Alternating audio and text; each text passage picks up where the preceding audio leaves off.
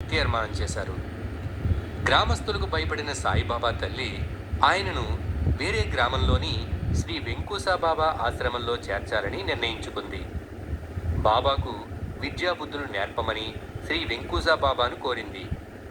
బాబాను చూడగానే ఇతను కారణ జన్ముడు, ఇతను పుట్టుకతోనే జ్ఞాని, భవిష్యత్తులో ఇతను ప్రజలకు మార్గదర్శకుడవుతాడు అని చెప్పారు.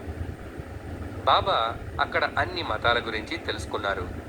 స్వామీజీ తదనంతరం బాబా తన పవిత్ర యాత్రను కొనసాగించారు. అనేక ప్రదేశాలను దర్శించిన బాబా చివరిగా షిరిడీ గ్రామానికి చేరుకున్నారు. ఆయన ఒక వేప వృక్షం కింద కూర్చొని ధ్యానం చేయసాగారు. పేద ఫకీరులా ఉన్న బాబాను ఆ గ్రామవాసులు వింతగా చూడసాగారు. ఇతనెవరై ఉంటాడు, ఎక్కడి నుంచి వచ్చాడు అని అక్కడి ప్రజలు ఆరా తీయసాగారు. ఇంతలో అక్కడి వ్యక్తులపై ఖండోబా దేవుడు పూనాడు.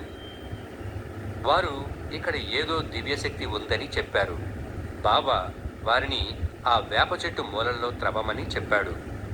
వారు అక్కడ తవ్వేసరికి ఒక రాతి పలక కింద 4 దీపాలు, చెక్క వల్ల కమండలం కనిపించాయి. సాయిబాబా అది తన గురువు ధ్యానం చేసుకున్న చోటని చెప్పాడు.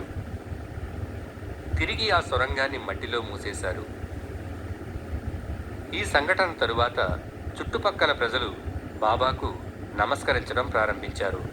ఆ తరువాత బాబా షిరిడీ నుంచి అదృశ్యమయ్యారు. బాబాకు సాయి అనే పేరు వచ్చుట 1858వ సంవత్సరం ఔరంగాబాద్లోని ధూప్ గ్రామంలో నివసిస్తున్న చాంద్ భాయ్ పాటిల్కు గుర్రాలంటే అభిమానం ఎక్కువ.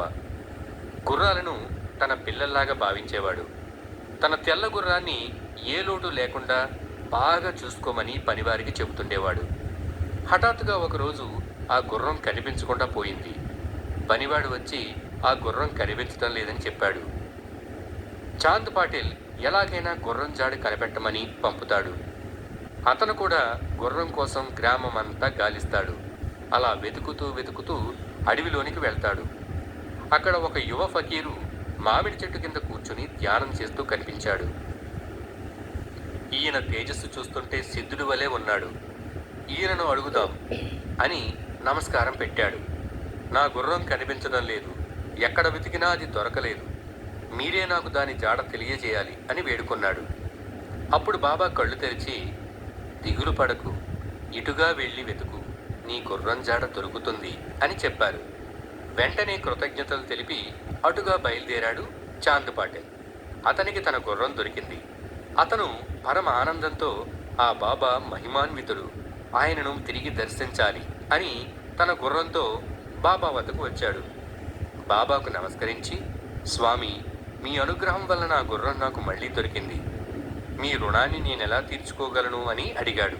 దానికి బాబా అతని చిలుముని అడిగారు. నిప్పు లేనిది ఈ చిలుము ఎలా వెలుగుతుంది అన్నాడు చాంద్ పాటిల్.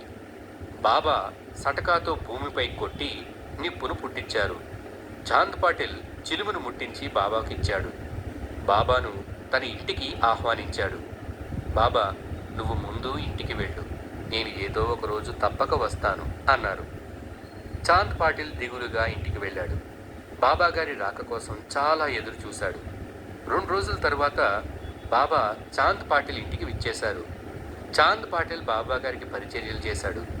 షిరిడీలో వారి బంధువుల వివాహం ఉందని, తనతో పాటు బాబా కూడా వస్తే బాగుంటుందని అడిగాడు. బాబా అలాగేనని అతనితో షిరిడీ బయలుదేరాడు. షిరిడీలోని సరిహద్దుల్లో గల దేవాలయాన్ని చేరగానే ఆ గుడిలోని అర్చకుడు మహల్సాపతి బాబాను రాసాయి అని సాదరంగా ఆహ్వానించాడు.